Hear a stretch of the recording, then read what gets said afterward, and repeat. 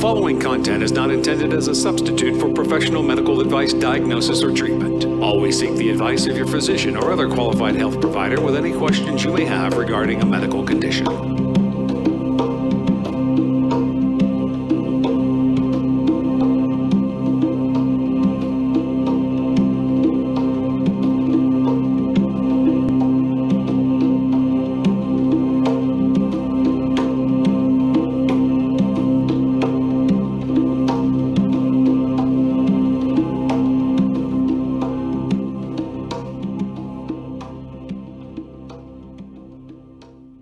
See the screen over there where we're at. Okay. Oh. Hello and welcome everyone to Always Another Way podcast. My name is Marina Spriggs and I'm your host. I have a master's in professional counseling and I am the IPPY award-winning author of Stop Looking for a Husband, Find the Love of Your Life, and Nasty Divorce, A Kid's Eye View. I write positive divorce advice for the HuffPost, and I'm trained in clinical hypnosis. And this podcast speaks to out-of-the-box thinkers, and it's for those who hear the call of hope and always another way. And if you are very rigid and set in your beliefs, then this probably is not your cup of tea. However, you should note, taste can and do change. And today, we are going to have a very, very exciting show, which is right up the alley of another way. We're going to be talking about yoga and therapy, yoga as therapy, therapy as yoga. But before we begin, I just want to thank everybody for listening. And if you would please, on iTunes, tell all your friends to subscribe to Always Another Way podcast and rate the podcast. We will move up in the rankings, and then more people can hear all the good stuff on Always Another Way. And as I was thinking about this podcast today, I talk a lot about trauma, toxic behaviors, and mental health issues. And as of recently, like maybe the past 5 or 6 years, there's been a lot more trauma research that has shown that it's not just talk therapy that is effective. And in fact, in some cases, talk therapy is not the answer. And I inadvertently had found yoga as therapy, like maybe 25 years ago, because I think I'm that old. But in college, I went to Ohio State University, and they had a Hatha Yoga class as an elective. So I took this class and, had never done yoga before, and fell asleep like at the end during shavasana at the end of almost every class. And it was so relaxing. And I had insomnia for years at this point. So I was just very happy to be in this class and didn't realize at the time just what yoga was doing for me until we fast forward maybe late 90s. And these yoga studios are starting to pop up. And I'm living in New York City, and there's one in my building.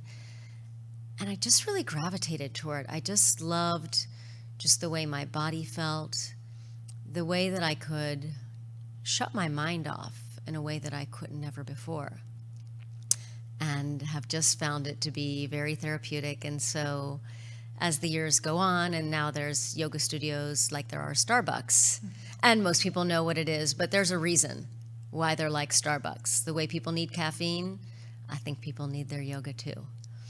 And so I have 3 guests that I'm going to bring on. And then let me see if I got to read here their bios.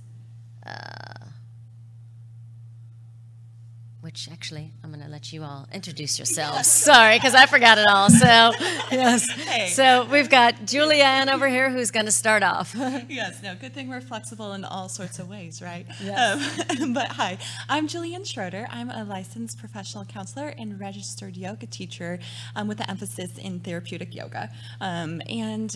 Really what I say my mission in life is to help create mindful connection, compassion, and confidence in people.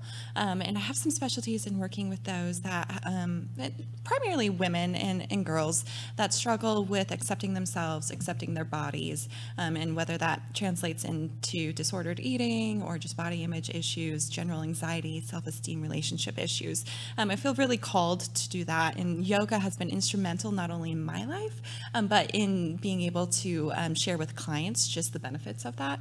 And so I'm just so thrilled to be here, and just realize that today is the International Day of Yoga. So this is just like great timing. How'd we know? Yeah. So. Okay. And JC, go ahead. We're going to just introduce everybody, and then we're going to talk more about how we're getting into it. Okay, yeah. So JC Schroeder, and we kind of all have similar bios in the sense that I'm a licensed professional counselor as well, and also have my yoga teacher training. And I've been practicing and teaching for about 5 years now. And yeah, I specialize primarily in anxiety, all sorts of anxiety as far as therapy and yoga therapy goes. And I'm Noelle Crane, baker. I got married recently, so I'm trying it out. And so I also am an LPC and then an ERYT, so I love training teachers, especially therapists, in the beauty of yoga, and then yogis in the beauty of therapy. So I work out in Rockwall, Texas, Humankind Wellness, where we do both counseling and yoga. And I'm sure we'll get into it, but it's just so cool. Yeah. It's so cool. Well, let's start to dive in. So evidently, because yoga's been around for like long time, thousands of years. And so where did it first come to you to think like, okay, yoga as therapy, yoga in therapy? Kind of tell me, and we'll start with you, Julianne, about how you kind of came to this like, wait, these things could go together. Yeah, I will say I was a little slower to this process. And what I really share with clients, actually, here's the confession, I hated yoga at first. I know I'm not the type to want to slow down. I'm like, okay, I need to be productive, right? This is what I need to do. And so I resisted yoga for the longest time, and I have JC to thank. I don't know if I actually told you this ever, but I think my first experience. Anyways, so we were back in grad school, and we went to a yin class, and this yin class was really transformational. I'd like to think I'm pretty self-aware, but I was holding naturally pigeon, and just a huge, tremendous amount of release, emotional release, and I was just sobbing, and it seemed to come out of nowhere.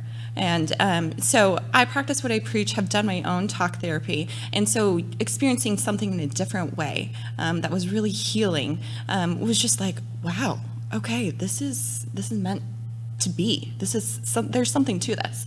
And so that's where I first dipped my toes into yoga, and then meditation, and just finding, for me, I guess, my own personal experience of being able to, I guess, not only release, but also slow down and realize the importance of that. I was like, okay, this can translate into the work that I do with clients. And then the research showing it is just tremendous. So, and I didn't know if you wanted to speak to that. Yeah, we can go into some research on that. Or we'll go down the line, and then we'll do how'd you get into it, then we'll go research, and we'll keep letting it lead. Where was the yin class that we took? I think it was in Keller. Do you remember? Okay, yeah. Studio Samadhi. Yeah. So I actually, Marina, I totally forgot about this until you talked about the college class that you took, but I took one as well, but I didn't get anything from it. I didn't even remember it. That was my experience. Yeah. And then while I was in grad school, I did the 30 days for $30 at a yoga studio, and it just changed my life. I'd done talk therapy before, always struggled with anxiety and panic attacks and just stress. And I took these yoga classes for 30 days, so I really saw a difference, and I was able to have the experience and the coping skill of relieving my own anxiety. And so I was in grad school, and I was like, there's something to this. Why are we not talking about this in grad school? What is this talk therapy, and why aren't they blending? And so I thought I was on to something just revolutionary. Right? And so I started doing research, and I was like, okay, this is, people have known this for a while. It's been integrating for a while now. But it is newer in our field, the mindfulness Oh, for sure. and yoga and blending it together. And I think the more and more research that they've done, the more and more we find how beneficial and effective it is. Absolutely. So, yeah. For sure. Noelle? And I was 18, which is almost 10 years ago. I know I look 12, but I'm not. And I was 18, I'd just gone to college and wanted my sanity back. And I was like, people say yoga makes you good. So I went and tried a class. And the rest is history. I went to grad school for counseling and did my yoga teacher training at the exact same time. Nice. I was like, we're talking about the same thing. It's just different terms. And so just getting deeper and deeper into it, it is mind-blowing how they were talking about neuroplasticity like 5,000 years ago. So really we're the ones catching up, actually, which is so cool. And I just love being a part of that. Nice. Well, let's kind of dive into that about research. And then there's like, I think I first read The Body Keeps the Score by Bessel van der Kolk. Yeah, super good and good for like lay people, because I don't think I was maybe in graduate school then yet, because I was a late bloomer to that. But just about how there's other ways, and it made all the sense to me. So having like had trauma from the past and just wondering like, how is this in your body? And people don't, well, I can only speak for myself. I had no idea I was not even in my body, you know, because you just think, well, like, here I am, until like a couple of years ago. But, you know, had no idea. And then you read this and you're like, oh my gosh, this is what it is. And then, you know, and I was a fast-paced person too, like moved to New York City and was like racing people that they didn't even know they were racing me on the sidewalk, you know, like that kind of competitiveness. And then, but then also found yoga at the same time. And I think I was really craving that slow down, because I could not on my own, could not get the mind to settle down. But in Dr. van der Kolk's research, it showed, you know, he studied lots of people, mostly veterans, with PTSD, and was like, they keep just talking about the same thing. We're locked in here. What is going on? And then more research where trauma is stored in the body too. And then paying attention to that and releasing is just very therapeutic. So I'll let you all kind of dive in on your stuff with that. Yeah, no, absolutely. You know, and I want to say too that I didn't realize how disconnected I was from my body, but a lot of clients that I work with, because there's so much judgment about their body as a way to protect themselves, you know, keeping their head thinking, and then, you know, using like food to be able to kind of cope with the distress they feel. And so yoga, it's, you know, it's not their first, you know, response. It's actually something they want to shy away from. But when they can be able to be connected in their body and work through that judgment and feel at ease, then it's transformational.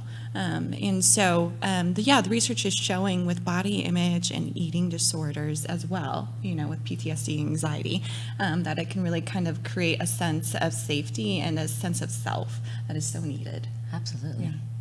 Yeah. Anybody else want to dive in on, or how that has just affected, you can go into how it's affected your clients, because that's, I mean, in the wild, you know, and we, you know, there's 4 of us sitting here saying that, yeah, this has been transforming and therapeutic for me. And there's a reason why people line up for these classes, not just, you know, for the nice bod. Yeah, right? Yeah.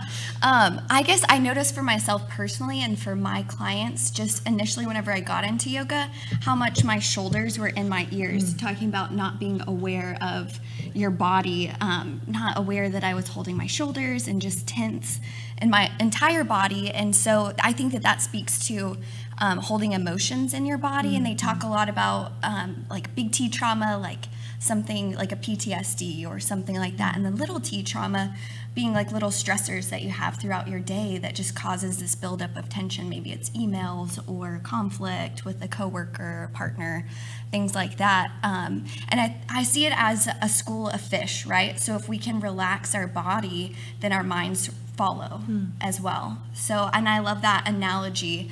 And that's been my experience, and also what I see with my clients as well, being able to release things in your body, and then in turn it helps with the mind. Yeah, one of my favorite quotes, it's from Anatomy of the Spirit, and Carolyn Miss, I think I'm saying that right. She says, our biography becomes our biology. So the way we, good, right? Yeah, really good. So the way we live our lives imprints, and the way we think imprints in the physical body. And most people just want to talk about it, but the talk can't touch it. And that's why the breath work and the yoga and essential oils, all of that's speaking to the brain in a different way. So it's kind of like backdoor healing is how I refer to it.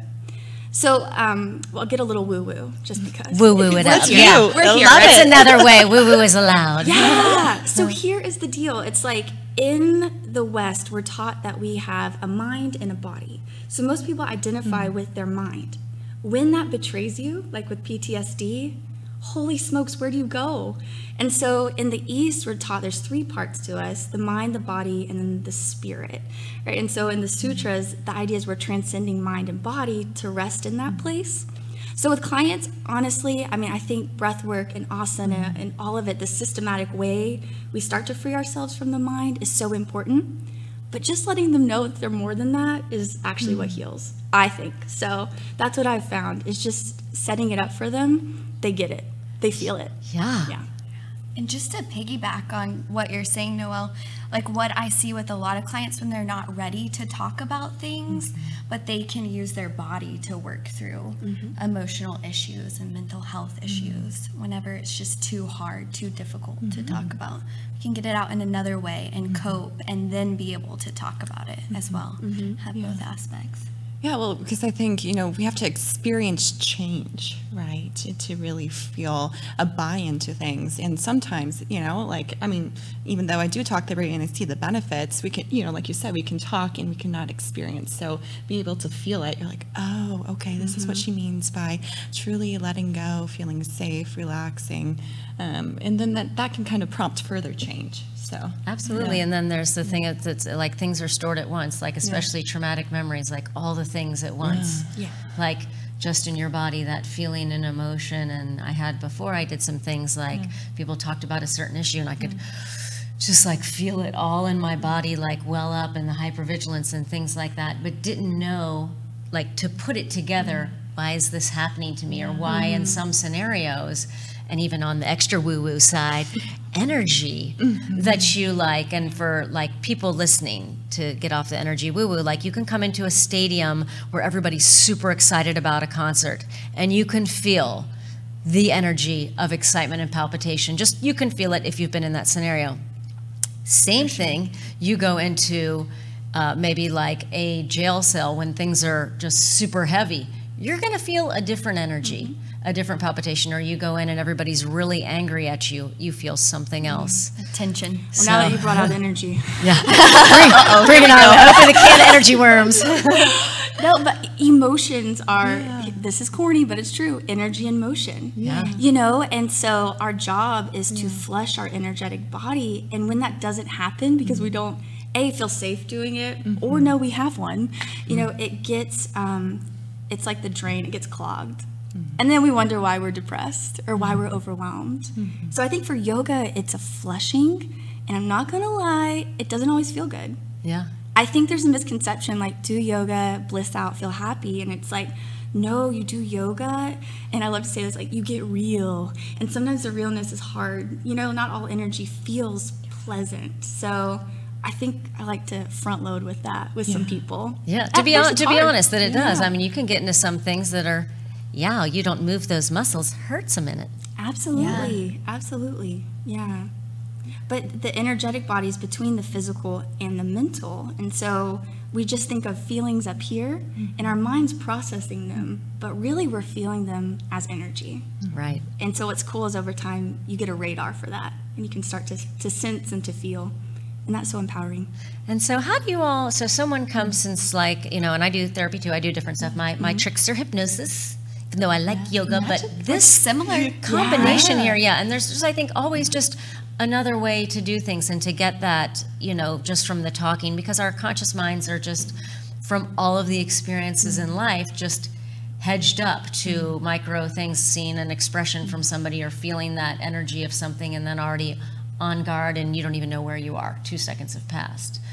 But if someone was saying, okay, I want to incorporate, that sounds good to me, like I go to yoga classes, but maybe I need a little bit more.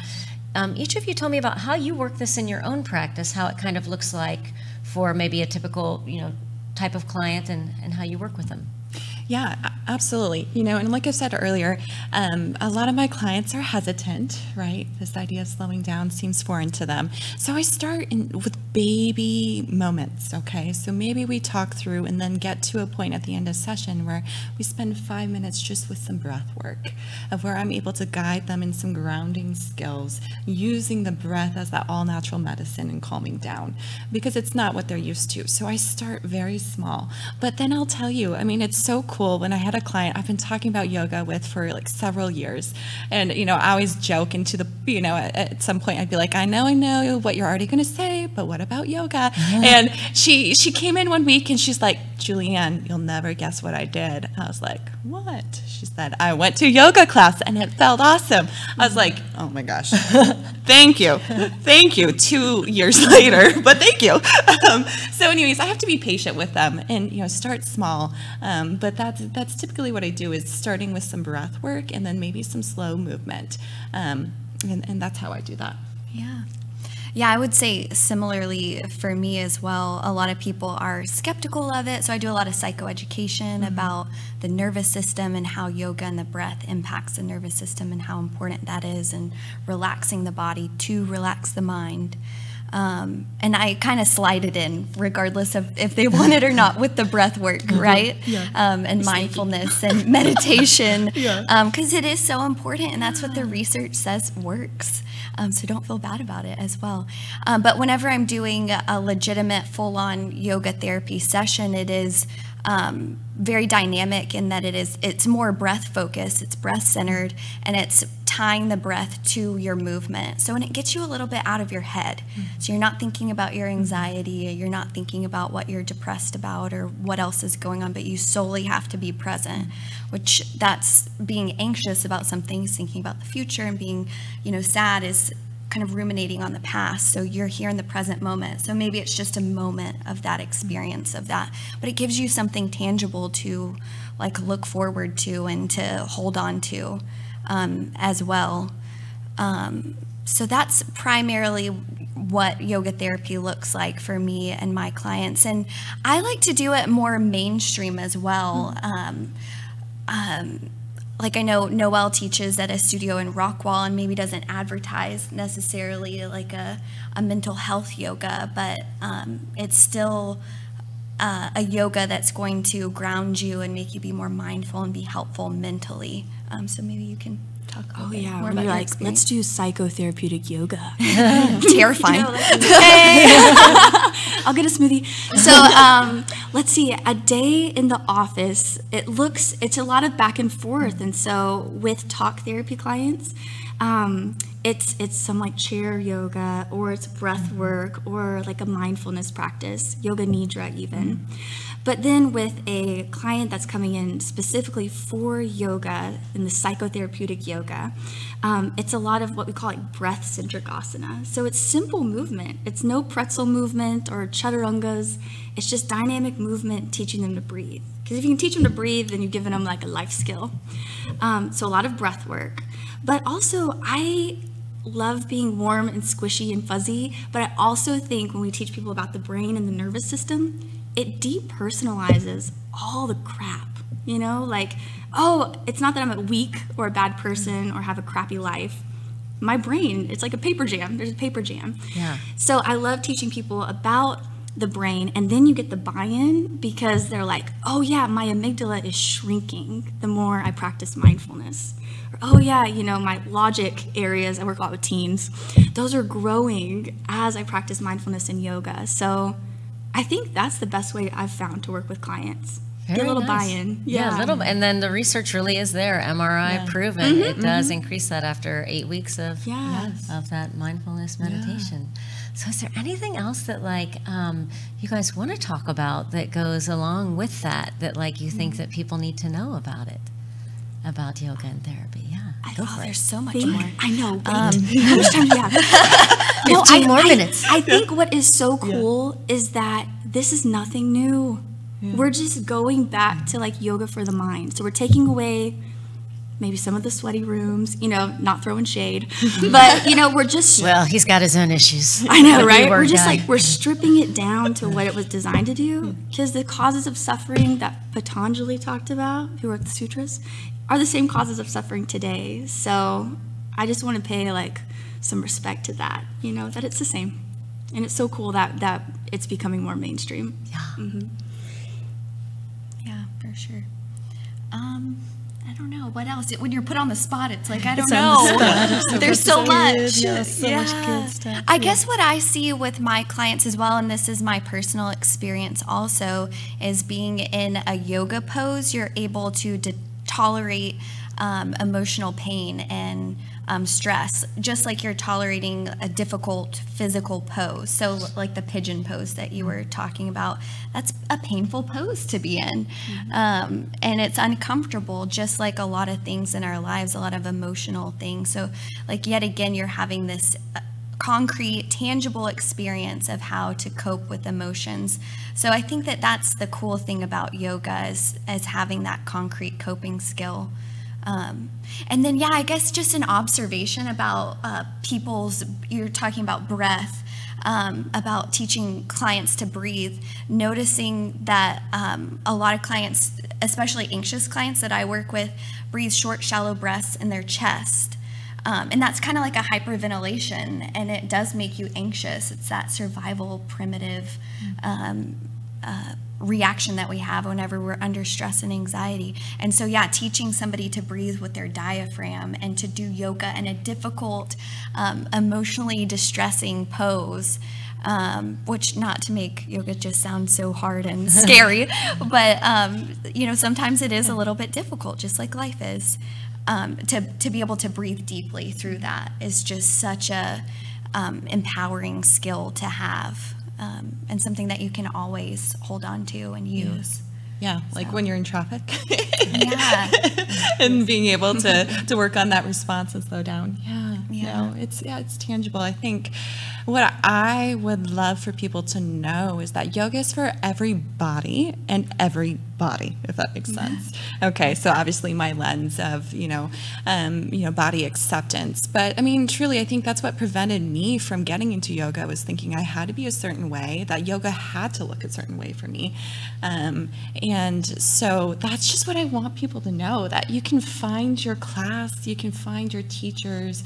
There's no prerequisite for yoga. You show up, you be you. I think what's so beautiful is when you get to that point of where you show up on that mat in that moment, and perhaps maybe you're used to a strong practice, and just pushing through things, but when you decide, hey, I've had a hell of a day and I need to go into child's pose, the wisdom pose, and listen to my body and honor that, I'm getting teary, because I think that's been my own process, and I just want to give it to others, of being able to practice that acceptance, that compassion in the moment, of being accepting of yourself, and that's what I love about yoga. And also too with the yoga classes, I've been to all class pass and go around, and they're very welcoming places. I mean, people are very welcoming. Does not matter what you look like, anything else, and anybody can be super flexible, all shapes and sizes, and can accomplish things. Just like with anything else, that working through and really trying and seeing the success that goes through, and back to the breath. How important the breath is. And maybe people don't know this either. I can just speak for myself. Some of the things that I learned from it is that I hold my breath. Didn't realize that, it's not like I'm sitting there, with cheeks like this, but I hold my breath a lot until you just mindfully think wait, where's my breath at? Oh, Yeah, and there's something in that, Of what that can do to just change everything. And because the mind and the body are one thing. Without your mind, your body's not really worth much. And I also like to think too about people will often physically exercise. So 30 minutes a day or X times a week, and you don't get a lot of pushback. People know that's totally good for you. But what if we all spent the same amount of time exercising the brain, the main driver of everything, to put 30 minutes into peace, of yoga, of meditation, of breathing, our nation would be very different. Oh my gosh, would we just all be like, I know. so nice and so chill and namasteing all the way? Absolutely. And then we'd also be more productive, though, because when we take care of ourselves, we can be more efficient and we can meet our goals and we could solve problems. Absolutely. So, yeah, let's hardcore, what's your favorite benefit that yoga gives you personally? What is your, okay, it does all these things, but for me, this is why I do it. Yeah. It tames the horse. When I sit on my mat, literally, I see this black stallion going nuts. That's my mind. So it just reins it in. And I think the difference that 5 minutes makes for me, if I breathe for 5 minutes, that's my favorite benefit. I'm sane. That's good for all people in my life. Yeah. Right? Joke, sane? Yeah. I actually am. All the best people sort of are. I know, right? Got a scotch bit. Crazy. Yeah. Ride the line straight. I think for me, it gives me space from that chaos, from my thoughts. I'm not so attached to them, but I can see what's going on around me and not jump on that train of the crazy train. Yeah, and paradoxically, I think that whenever you do take 5 minutes or 30 minutes to breathe or to do yoga, take a break, you are more efficient. And for me, my cognitive functioning, I can think better. I have a better memory. So all the benefits that we know, I've fully experienced them as well. But yeah, whenever I tell a client, okay, take a break from work, on your lunch break, just go take 3 breaths. You're not taking a lunch break at all. Just, take a few breaths. Or throughout, your busy work day, take some time out. And you think that that's going to take time away from your work, but it actually adds to it. So that's for sure. Yeah. Yeah, y'all might not be surprised by my answer, but I think what I experience or appreciate most about yoga is that compassion piece. Compassion for myself, which allows for more compassion for others, and I just think that's beautiful. Very, very awesome. And I'll say, I like yoga too, but for that, just especially mind calming down of the super racing, kind of takes me a little minute, but then once, that first 5 minutes is up, is just focusing on things and almost feels to me like a productive nap, from thinking, but with a little bit of you have to stay awake, just to keep your body moving. And I've just, it's been exponential. And I tried something, my kids are kind of over this, but a few years ago, I'd begun meditating and I'm before bed, because everybody was all wild, we're going to do 3 yoga poses and then lay down and do this little 10-minute meditation. I mean, and everybody was just butter on the beds, compliant and nice. Yeah. But now they're, a couple of them are on the teenagers, they're sort of over that. But it was fun while it lasted. Yeah. Tie them down. And then when you get back knowing that, as you get older or whatever it is, that you're okay, wait, I can find something to work for me. I will. And people, it is so simple, right? I'm I breathe for 5 minutes. And you're I have compassion. I think we like to complicate it. Yeah. People don't believe it's this easy, but it's 3 breaths. And here's how you know. Try it. That's what I think with everything. Yes. And just what you said about the yoga, the $30, 30 days. Lots of places have specials like that. But it's something that just try it. Open mind. That's how I feel with anything. You can't speak on it unless you've personally done it. But try it and you'll join the Kool-Aid factory here. I like it too. And there's even easy ways online, yoga classes online. I know you're starting to create something now to teach online and YouTube and meditation timers. Let's talk about that. Where can everybody find you? Let's go down. So people are listening. They're okay, I want more because it's research-backed, proven. And it's a win-win-win-win-win for you. Not only will you feel better, you're going to be better than ever. Yes, so you can find information about me on my website, which is www.julianneschroeder.com. And we'll put links up in the show notes too. Yeah, and just a quick tidbit for, I'm doing a workshop partnering with another therapist and social worker, Angela Pryor, and it's called Embodied Living. So we're going to experience using mindfulness and yoga with that body acceptance piece. So if you're in the Dallas area, July 28th from 10 to 1, it should be a fun time. So I'm in East Dallas, kind of by the Arboretum at White Rock Counseling, and So I do counseling there, I do private yoga sessions, and then starting in July, we're in a yoga space, the Super Yoga Palace, so I'll be teaching a lunchtime yoga there, and they have tons of yoga classes there as well. I want to live in the Super Yoga Palace. It's pretty cool. I took my parents there today to tell you about it. Yeah, they loved it. Yeah. And I am out in Rockwall, so East Texas, at Humankind Wellness. So you can find us on Facebook, Instagram. Our website is humankindtx.com, where we offer counseling and yoga services. And I also teach teacher training in Dallas. It's at the Lispy School. Wait for it. Lifology Institute School of Psychotherapeutic Yoga. Nice. Yes, and we combine both of them. So you can find that at lifology.com. Cool. Yeah. Well, thank you all, Julianne and JC and Noelle, for coming here. And you know, everybody, there is always another way.